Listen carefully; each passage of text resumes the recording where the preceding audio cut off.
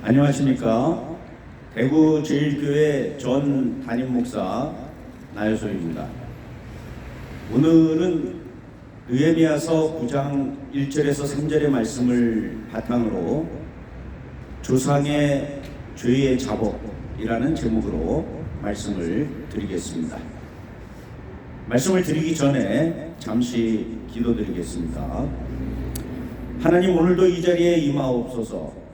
저에게 말씀하시고 오늘 우리를 향하여 전파하시는 그 음성만이 퍼지게 하옵소서.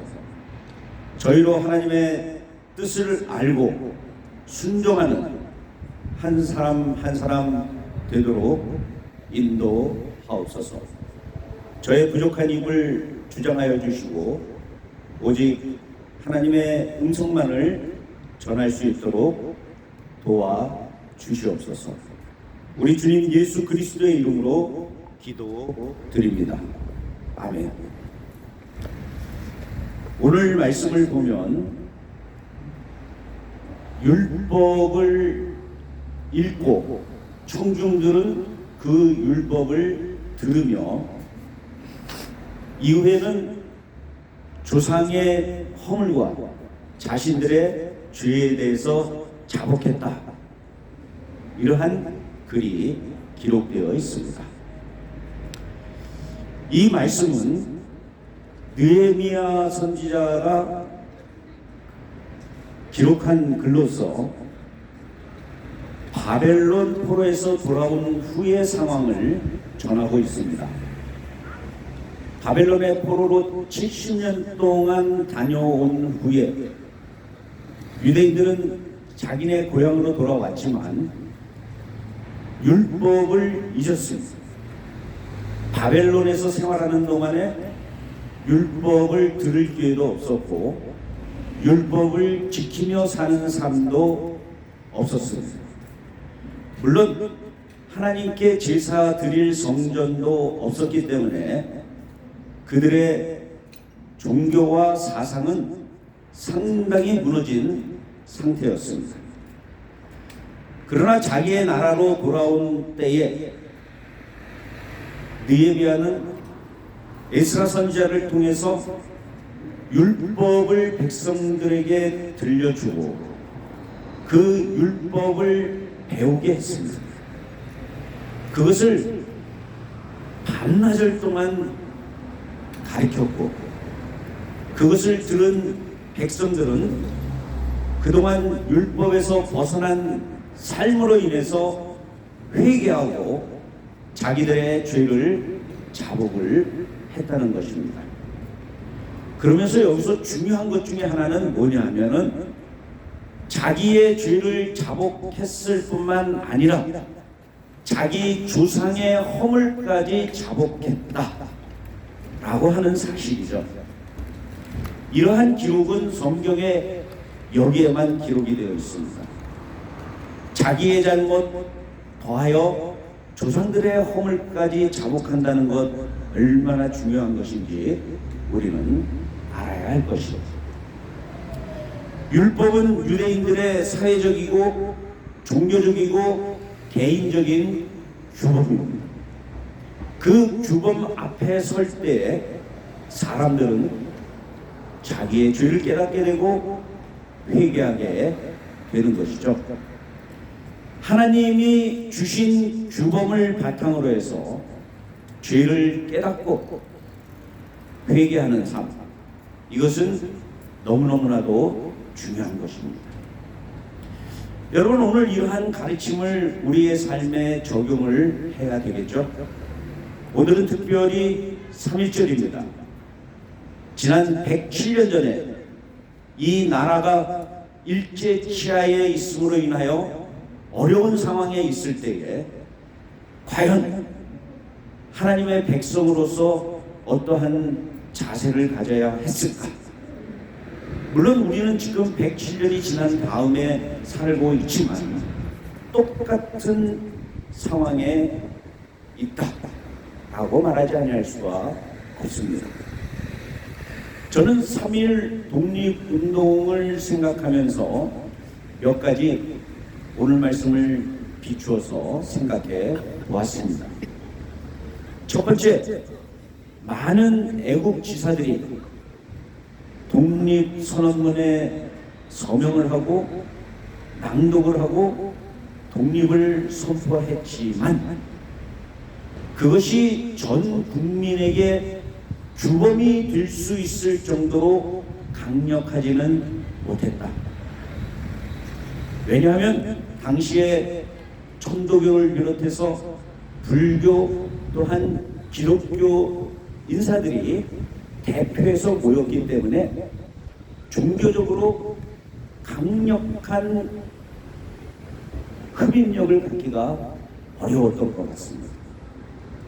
그러다가 보니까 각 종교의 대표자들이 모여서 서명을 하고 낭독은 했지만 그것을 끝까지 지켜나가는 사람은 몇몇에 지나지 않았습니다.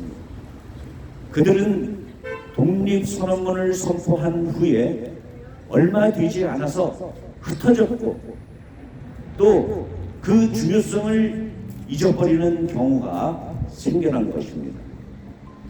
더욱이 중요한 것은 여기에 참여한 사람들 가운데 자신들의 잘못을 고백한 사람이 없었다는 것입니다.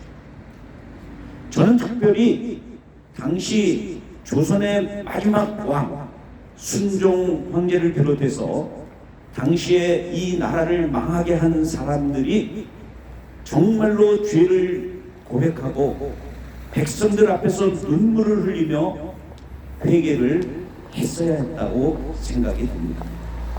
그래야 국민들도 그 나라를 살리기 위해서 헌신하고 자기의 목숨까지 바치는 이러한 일들이 일어날 수 있었겠죠. 그런데 이 나라를 망하게 하고 일본에 붙어서 자신의 안위를 차린 사람들은 거의 나타나지 않았습니다. 회개조차 하지 않았습니다. 그저 당시에 누리고 있는 국위 영화를 배두드리면서 지켜나갔을 뿐입니다. 많은 사람들이 나라를 위해서 애쓰다가 감옥에 가서 순교를 당하고 처형을 당할 때 그들은 외면을 했습니다. 그러다 보니까 3.1 운동은 안타깝게도 미완성의 독립운동으로 그치고 말았습니다. 만약 3.1 운동으로 인해서 이 나라가 일본 치하에서 벗어났다고 한다면 그것이 우리들에게 엄청난 역사적이고 정신적인 힘을 가져다 주었을 것인데 그러지 못한 것이 못내 아쉽습니다. 오늘 107년 후에 사는 우리들, 특히 기독교인들은 다시 한번 이 나라를 향한 하나님의 음성이 무엇인가, 하나님의 뜻이 무엇인가 깊이 생각하면서 나도 잘못하고 있는 것을 회개할 뿐만 아니라 우리의 조상들도 잘못한 것을 우리가 대신 회개하면서 하나님 앞에 바로서는 기독교인들이 되어야 한다. 저는 오늘 3.1절을 맞이해서 우리 기독교인들이 가야 할 길이라고 과감히 말씀을 드립니다. 그래서 우리뿐만 아니라 우리의 후손들도 이 나라에서 진정한 독립과 자유를 누리면서 살아가는 자녀들이 되어야 한다. 이것이 하나님의 오늘 우리들을 향한 뜻이라고 저는 전합니다. 오늘 말씀을 대구 제일교회 상황에 적용을 해도 무리가 없습니다. 아니, 오늘 말씀을 따라 살아가는 대구 제일교회의 교우들이 되어야 합니다. 먼저 규범을 지켜야 합니다. 우리는 하나님의 말씀을 하고 생각하고 있는 성경을 바탕으로 해서 규범을 지켜 나가고 있죠. 그런데 이것은 일반적으로 적용이 되는 말씀들이 기록이 되어 있습니다. 오늘 대구 제일교회를 향한 하나님의 말씀은 대구 제일교회를 향하여 구체적으로 전달이 되어지는 하나님의 뜻입니다. 그걸 어떻게 아느냐고요? 이 교회의 지도자가 우선 하나님의 음성을 들어야 되겠죠. 그냥 성경에 기록된 일반적인 규범이 아니라 대구 제일교회를 향한 구체적인 규범을 들어야 할 것입니다. 그런데 이 교회의 상황을 살펴보면 과연 하나님의 음성을 듣는 사람이 몇이나 되는가? 한 사람이라도 있는가? 저는 염려스럽습니다. 정말 하나님의 음성을 듣는 사람이 있다고 한다면 하나님의 음성을 따라 하나님의 명령을 따라 살고 있는 저와 통해야 합니다. 하나님께서 어느 사람을 선택하시든지 간에 하나님이 원하시는 방향으로 인도하는데 저는 따라가고 있고 대구제일교회 지도자는 따라가고 있지 않다고 한다면 이게 문제죠. 두 번째는 하나님의 규범을 바탕으로 해서 자기의 죄를 회개하고 자복하는 운동이 일어나야 합니다. 대구제일교회 안에서 죄를 깨닫고나 있는지 허물을 인정하고 있는지 저는 의심스럽습니다. 제가 이곳서 3개월 동안 이 교회의 문제를 이야기했음에도 불구하고 반응하지 아니한다고 한다는 것은 정말로 자신들이 지은 죄를 심각하게 생각하고 있는지 의심스럽습니다. 어느 분은 이런 이야기를 하더라고요. 20년 전에 나일손 목사가 당회원들에게 사과를 했다면 쫓겨나지 않았을 것이다. 저는 어느 장로가 그런 이야기를 하고 있는 것을 보면서 참 애석하게 생각합니다. 장로가 생각하는 것이 저 정도 수준밖에 안 되나?